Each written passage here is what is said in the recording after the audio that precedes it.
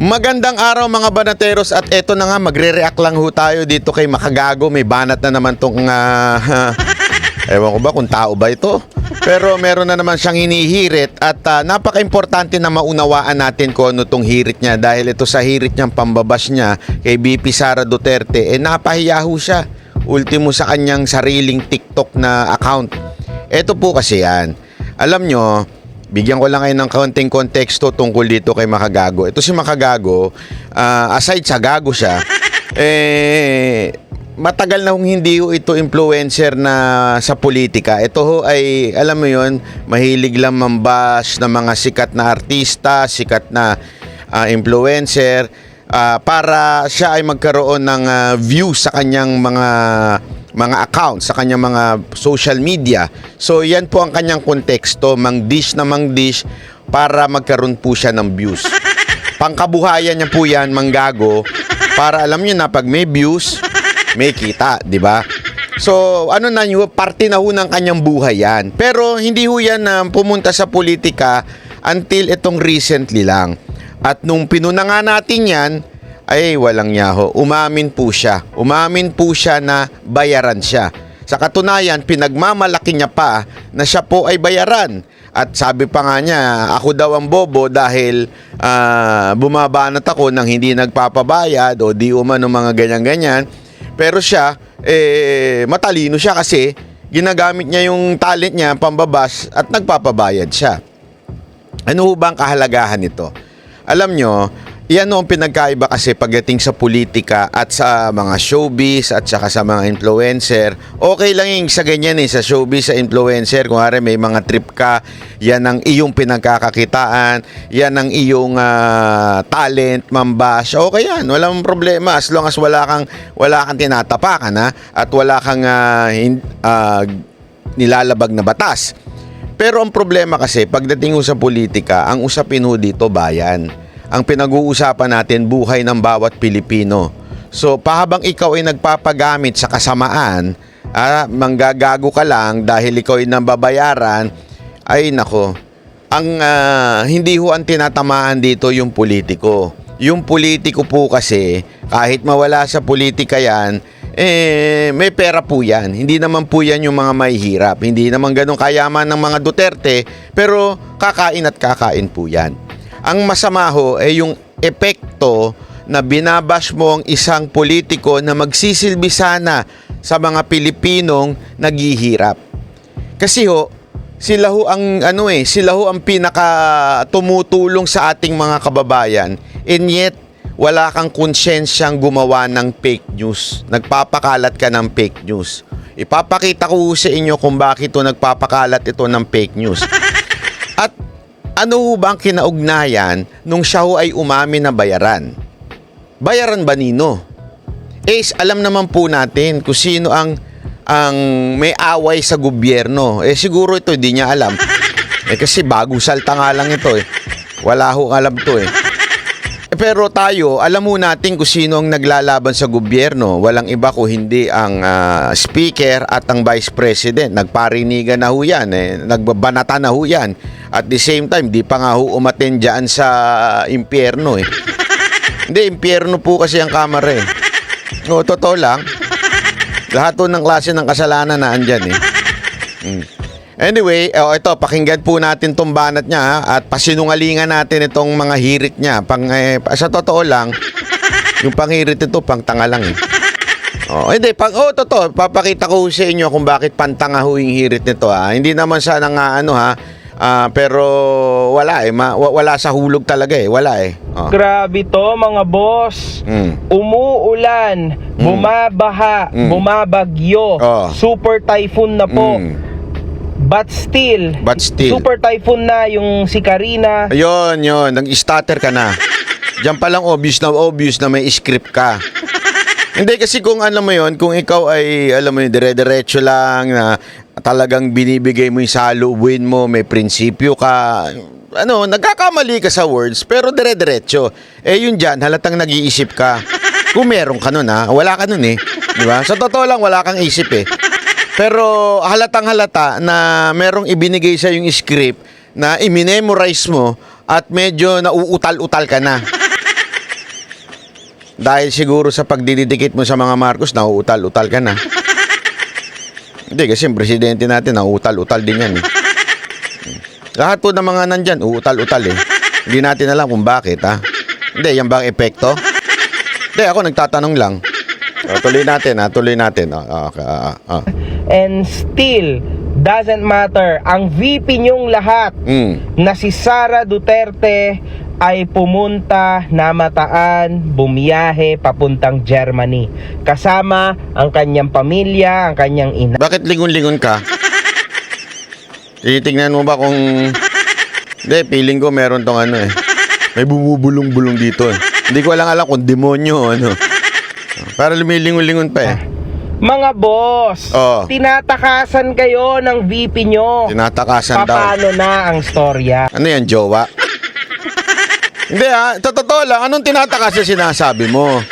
Pag sinasabi mong tinatakasan ka, ibig sabihin nun, may responsibilidad yung ali. Diba? Para mo sinasabi may responsibilidad si VP Sara Duterte. Yan ang hirap sa atin eh. Yan ang talaga hirap sa atin eh. Pagka scripted eh. Basta ko na lang sabihin sa'yo, yun na lang sasabihin mo. Alam mo, makagago meron akong tanong. Tanga ka ba o sadyang gago ka lang? Kasi hindi ho trabaho ng isang vice president ang sumangga sa bagyo. Hindi na ho trabahong harangan ng bagyo. Wala ho sigurong taong may trabaho niyan humarang sa bagyo. Pangalawa, hindi rin niya hong trabaho ang mag-epal-epal at pumunta diyan sa mga relief-relief tulad ng ginawa ng amo mo na pag ganun-ganun pakaway-kaway. Hindi mo alam kung nagbibigay ng relief o nagmo-motorcade, nagpo-promote ng pelikula. Pag ganun-ganun lang, tapos babato ko mo. Ito, sa ito, yan, bato. Diba? Hindi niya ho trabaho yan. Alam mo, tuturuan lang kita ha. Kasi yan ang yan ang konsepto ng ibang mga tangang katulad ng mga nagko-komentong ganyan. Okay? Bakit to kanyo? Kasi ang akala nila, ang politiko, halimbawa yung mga yung presidente, ganyan, kailangan ng trabaho nila yung namimigay ng relief. Hindi ho trabaho ng presidente yun. Kaya nga meron tayong DSWD. Diba? Meron pa tayong mga iba-ibang departamento sa gobyerno na kung saan sila ang gagawa ng trabaho. Ang presidente, hindi niya ho trabahong pumunta doon, tingnan ganyan-ganyan yan. Ang gawin niya dapat, magpatawag siya ng conference kasama ang lahat ng departamento. Eto, ano report dito? Kulang daw sila. Eto, gawin nyo. Siguraduhin nyo bukas meron yan. Eto, pag wala yan, sibak kayo. Yan ang ginawa ni Pangulong Duterte noon eh. Pag may mga sakuna, bago pa magsimula yung sakuna, nagkakaroon na siya ng talk to the people, kaharap ang lahat ng gabinete. At sinasabi niya, siguraduhin nyo meron to Eto, siguraduhin nyo may tubig dito. Siguraduhin nyo may ganyan. Tapos pag bumagyo, naandun lang sila. Naka-standby, sinisigurado. Kasi hindi naman pwedeng sasangga ang presidente, pakaway-kaway, sasakay ng... alam mo kung sino huling gumawa nun? Yung presidenteng bago si Duterte. Pakaway-kaway lang din. Tapos mamimigay ng ganun. Alam mo kung bakit? Pag ang presidente nagpunta sa isang lugar, magiging busy na yan doon sa lugar na yan. Di ba? Siyempre, yun ang pagtutuunan niya ng pansin. Lahat ng puwersa ng gobyerno na pupunta doon sa kusaan ng presidente. Alam mo naman, sipsipan yan eh. So, lahat ng DILG Secretary, DSWD, lahat yan, nandyan. Di ba? Ganun eh. So, magpo-focus sa isang lugar. Kaya nga, hindi ideal yung presidente mo na andun lang sa isang lugar. Dapat nandun siya nagko-command. Ito, ano na meron dyan? Kulang DSWD, anak kanyang weteng yung natin dito, dapat meron dyan. I-direct ngayon niya yung director ng DSWD dyan, o kaya yung director ng kung sino man dyan sa DILG din, kung sino yung mga, yung DOH para sa mga idhian ng daga. Hindi, kasi totoo, ganun dapat. Tapos, ano pa? Dito naman sa ganito, may problema, ganun. Ganun ang ginawa ni Duterte. Yung presidente mo, ano ginawa? Pakaway-kaway ng ganyan, no? Tapos namigay ko, no? Kasama pa yung amuyong niyang si Secretary Abalos, 'di ba? Pag ganun pa, ito ba to? Ito, mamalimos kayo diyan, oh. Oh, 'di ba? Tapos kayo hahanapin mo si VP Sara Duterte. Ano gusto mo umupo si VP Sara Duterte siya magkaroon ng command conference? Sadya ka na ba talagang lumiit ang jutak mo? Kasi ang liit ng ulo mo diyan, yo. Hindi to mo parang nawala na, naubos. Kasama ba naubos yung utak diyan? Hindi, ako nagtatanong lang, ha. Kasama bang naubos yung utak mo dyan? Ang Vice President, ayon sa ating konstitusyon, magbasa ka. Magbasa ka. Ayon sa ating konstitusyon, ang Vice President, ang trabaho lang yan pag hindi na capable ang presidente. O di kaya, sa Tagalog, sa salitang karasada, pag ang presidente inutil, dapat palitan na ng Vice President. E di para mo na rin sinabing inutil yung presidente mo. Hindi, ganun yun eh. Sa paghahanap ninyo kay VP Sara Duterte, para nyo na sinabing inutil ang presidente nyo. Mahinang nilalang ang presidente nyo. Yun ang totoo. Tandaan nyo yan. Habang hinahanap ninyo ang Vice President, para nyo sinasabing mahina ang presidente, kaya kailangan natin ng Vice President. Ayan ang totoo.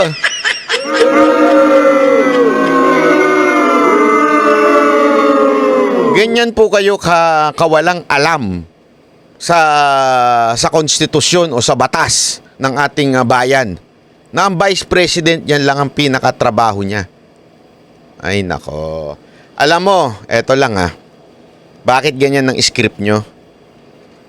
Kasi halatang namumuliti ka kung sino man yung nagbayad sa'yo. Tandaan mo, ikaw ang umamin na bayaran ka. Ikaw, hindi po ako. Ikaw ang umamin na bayaran ka. May video yan, tinalakay ko yan dito. Inamin mo yan. Okay? Ang tanong, sino ba ang kalaban niya ngayon ni VP Sara Duterte na may pangarap maging presidente? Gusto nga, dahil hindi manalo-nalo bilang senador, kandidatong senador, hindi manalo-nalo, laging talunan. Google mo. Hindi mo rin alam, yung amo mo natakbo na senador, laging olat. Hindi niya nga, kaya nga niya pilit gustong palitan ng konstitusyon dyan sa PI na yan eh. Alam mo yung PI, hindi putang ina yun, para sa kaalaman mo lang. Kasi alam mo naman, wala kang alam eh. Ang PI ay People's Initiative. Yan sa pakuno niyang People's Initiative na yan, para magbagong konstitusyon at maging Prime Minister siya. Kasi nga, hindi nga siya maboto. Di mo rin alam na hindi binoboto Prime Minister ng taong bayan. Ang bumoboto sa Prime Minister, yung mga assemblyman, yung mga parang mambabatas. Yun lang ang bumoboto doon. Di mo rin alam. Na mahirap sa'yo, pasok ka ng pasok sa isang bagay na wala kang kaalam-alam eh. Di ba? Ganyan, no? Yan ang problema. Tinuturuan kita. Para sa susunod na bumanat ka, meron ka namang kaalaman. Babanat ka na lang, mali-mali pa. Tapos ngayon sasabihin mo si VP Sara Duterte bumabiyahe papuntang Germany. Hindi mo rin alam na bawat opisyal ng gobyerno, mapa-ASEC hanggang USEC, secretary, yan po bago lumabas. Okay, bago po lumabas yan, sila po ay humihingi ng permit sa nakakasakop sa kanila. Halimbawa, ako ay assistant secretary ng DSWD. Hihingi ako ngayon ng travel authority sa aking secretary. Pag binigay niya yan, pipirma niya yan, pwede ka na lumabas. Okay, bibigyan ka ngayon paglabas. Sa immigration, tatanungin, ano ba trabaho mo? At saka una-una, usually, ang gamit niya mga pulang passport. So, sasabihin, public official ka. Ma'am, sir, asan po ba yung travel authority nyo? Ganun yun. So, anong ibig ko sabihin? Si VP Sara Duterte po, nung first week pa lang ng July, okay? Siya po ay humingi na ng permiso sa Office of the President. Hindi mo rin alam yun. Alam mo kung ako sa'yo, ako talaga sa'yo, na makagago marami natutuwa sa'yo pag nandidish ka ng mga artista. Alam mo naman, yung mga bullshit sa mga artista, nandidish pagka kakalaban mo yung mga squatter na influencer. Oo, totoo. Natutuwa yung ibang mga tao. Pero dito sa komento mo to, wala natutuwa sa'yo. Bakit? Halatang wala ka kasing alam. Totoo naman, halatang wala kang alam. Yung permit na yon na hiningi niya way before. Wala namang prediction sa Pilipinas. Alam mo, wala tayong kakayanan na mag-predict kung may darating na bagyo o hindi. Mahina tayo sa ganyan. Yan ang isa sa mga kakulangan ng Pilipinas na hindi mo rin alam. Wala ka kasing ang alam eh. So, hindi ho alam ni BP Sara Duterte. Naka-schedule na ho yan. At yan po ay personal. Hindi na ibig sabihin, ano ho ang ibig sabihin ng personal? Okay, baka hindi mo rin alam. Ano ba alam mo? Personal. Maaaring ito'y magpapagamot, merong doctor's appointment, di natin alam. O maybe sa family niya, hindi natin alam. Pero personal. Ibig sabihin, pinayagan po siya na bumiyahe ng personal capacity. When you say personal capacity, para lang din sa kaalaman mo, ha? Ang hirap magpaliwanag sa walang alam. Pag sinabi mong personal capacity, pag yun ang ipinaalam mo, walang sagot ang gobyerno sa'yo. Ano ibig sabihin nun? Ticket mo, hotel mo, pagkain mo, walang sagot sa'yo yun. Ang gobyerno. Kasi nga, in your own personal capacity, kaya ka pupunta doon, personal reason. Unless, ikaw ay pinadala ng gobyerno at sinabi, oy, pumunta ka dito kasi hindi ko kaya, kaya presidente, hindi ko kaya pumunta dyan kasi marami tayong ginagawa dito, pwede ba ikaw na lang? Ikaw magre-represent sa presidente. Yun ang tinatawag na official biyahe niya. Eto, personal ho ito. Walang ginastos ang gobyerno dito. At nakasulat ho yan sa permit na hiningi ho ni BP Sara Duterte. Anong gagawin niya? Kung meron siyang appointment at may kailangan siyang gawin, ititigil niya yun. Pangalawa, hindi naman niya trabahong pumapel. At ilang beses nang sinasabi ho ito. Kahit wala po si BP Sara Duterte, unang nagresponde sa mga relief na yan ay walang iba kung hindi yung kanyang opisina. Wala nga lang siya. Kasi ang gusto ninyo, yung katulad ng inyong amo. Pati to si Romualdez, si Abalos, tuturo may video. Anong meron niya? Bakit niya ganun dyan?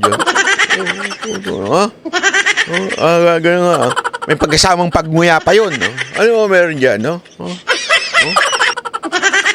Hindi, totoo naman eh. Gumaganong-ganon pa sila. Anong mapapala mo doon? Walang ganun.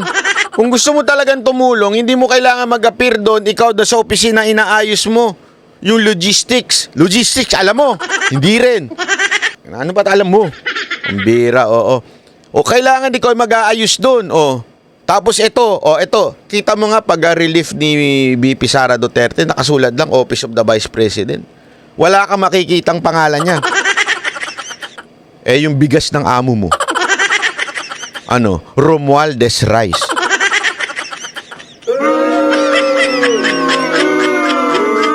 O hindi mo rin alam yun na may Romualdez Rice. Mas malaki pa nga yung pagmumukha niya kaysa dun sa nabibigyan niya ng bigas. Hindi, kaysa dun sa bigas mismo, laki-laki ng tarpaulin. Gusto mo ganun, Epal? Alam mo, sa totoo lang, ganyan yan tinatanong ng tambayan kasi malaki si speaker.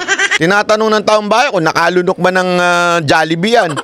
Baka mismo si Jollibee yung mascot ang nalunok niyan. Bakit? Bida-bida eh. Hindi pwedeng bida-bida. Pambira. Bagyo ito eh.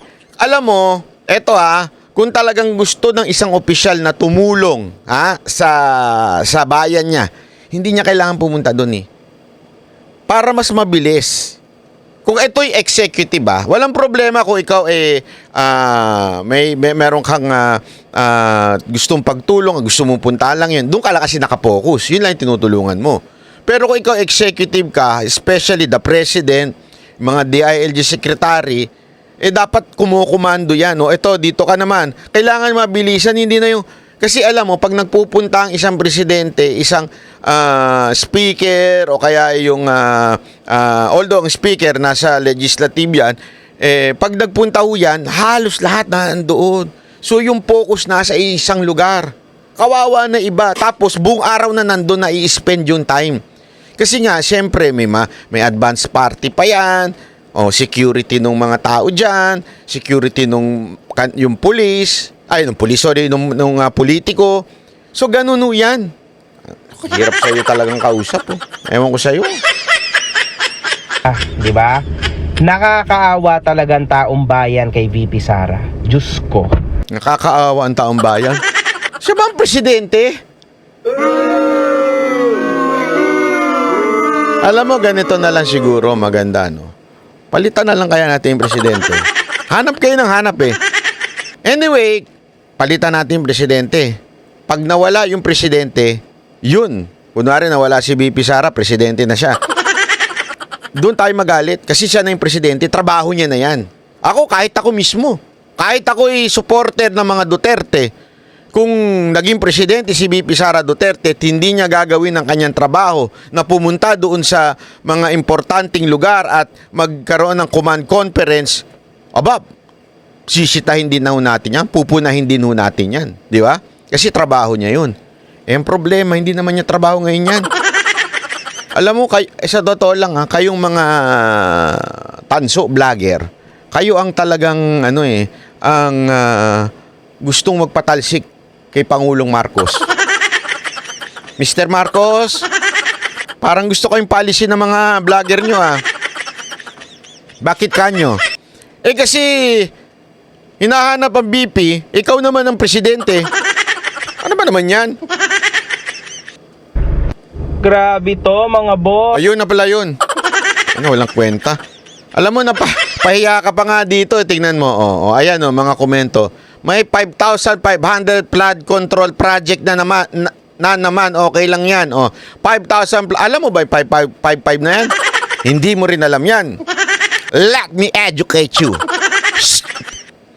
Hindi ko na masabi yun. Stupid Hindi, let me educate you Bakit? Bakit kanyo? Kasi, alam niyo yan, di ba? Day before dumaan yung bagyo. Alam mo, ito masasabi natin yan. Malupit yan. Yan ang tinatawag. Alam mo yung sa mga contract. Kasi ako, bilang, may kontrata ako, di ba? Para matuloy yung mga show, ganyan. Meron tayong tinatawag dyan na force majeure. Act of God. Ano ibig sabihin nun? Pagka nagka-earthquake, bumagyo, pwedeng cancelin. Walang penalty, walang pananagutan sa isa't isa. Kasi nga, act of God. Force majeure, ika nga. Alam mo yung nangyari na to? Itong pagyayabang ng ating presidente na achievement daw yung basura. Tapos, yung daw kanyang flood project control na yan. Flood control project na yan na 5,500. Hindi yung ba alam? Pinagmalaki niya yan sa SONA. Kinabukasan, nagkaroon ng act of God. Bagyo. Actually, hindi pa nga matinding bagyo yan. Alam mo ba? Hindi mo rin alam. Hindi, tanungin mo lang sa mga hindi pa matinding bagyo yung dumaan na yun. Yun ay parang ang sabi ko nga, suminga lang Ang langit Pero nagkabaha-baha. Alam mo ibig sabihin niyang act of God na yan? Ang ibig lamang pong sabihin yan mismong ang Panginoon na nagpapakita sa atin na what kind of government we have right now. Kung gaano ang korupsyon sa Pilipinas. Mantakin mo, bilyon-bilyon ang ginagastos natin sa flood control project, and yet konting ulan, baha. Yun nga ang purpose niyan. Alam mo rin ba kasi na yan ang pinakamadaling madaya na proyekto? Hindi mo rin alam. Hay! Ang hirap magpaliwanag. Ang flood control project po kasi, usually, di ba, inaano yan, beginning of the year, o yung hindi pa tag-ulan, tapos magkakaroon ng project. Tapos sasabihin tapos na. Sasabihin tapos na. So, magkakaroon ng panahon, magkakaroon ng gap. So, yung contractor dyan, at saka yung kung sino mang, anumang distrito ng lugar nyo yan, nakuha na nila yung kita nila, nabayaran na sila. Kumita na ho yung dapat kumitang kumatkong. yung mga kumakatkong na congressman, kumita na ho. Tapos, hindi pa ho tagulan yun. So, hindi pa nila natin matetesting kung totoo ba yung, substandard ba yung ginawang flood control project. Pagdating ng tag-ulan, doon na lang natin malalaman na yung palang mga nilagay, mga substandard. Kasi hindi ho madaling makita yan eh. Yan ho'y nasa ilalim. Hindi ho madaling makita yung ganyang klaseng proyekto. Hindi mo pwedeng kunwari, di ba? Unlike kunwari yung bridge. Alam naman sabihin mong meron, di ba? May mga sign dyan. Requirement yun, kung alam mo ha. Pero hindi mo rin alam, sigurado ako. May mga sign dyan, requirement. Ito yung ginastos, ito yung DPW. May nakasulat dyan kung sino yung district engineer niyan para malaman na pinaggastosan ng gobyerno na andon. Siyempre, kung bridge yan, malalaman mo ngayon kung corruption. Makikita mo kung hindi natapos, di ba? Kasi bridge eh. O malalaman mo kung may sira-sira. Pero yung flood control project, hindi mo makikita yan. Nakatago yan, nasa ilalim yan. Hindi ka naman pupunta dyan para i-check up pa yan, di ba? So, diyan talaga nagkakatindihan ng korupsyon ng mga congressman. Kaya ngayon, wala akong sinasabi si Romualdez yung nangurap ha. Wala akong sinasabi. Pero siya ang pinuno ng Kamara. Siya po ang pinuno ng Congress. Sa madaling salita po, siya po ay may pananagutan. Dapat niyang sagutin kung saan ba napunta itong mga project na ito. At the same time, yung DPWH. Importante ho yan na maintindihan ng bawat Pilipino. Saan na yung pera na yan? Ayan pinahiya ka Kakaramihan dyan di ba andyan naman yung flood control? Ayan boss, 5-5 flood control daw. Next president, Sara Duterte. Ang flood control po, naglaho. Isa lang ang nagsabing Sara resign as VP. Kita mo, troll pa. Walang muka. Ito mga to, we love Sara Duterte. Next president. Ito na naman, meron na namang, iboboto pa rin ng mga taga Mindanao yan. Troll na naman, wala na namang muka.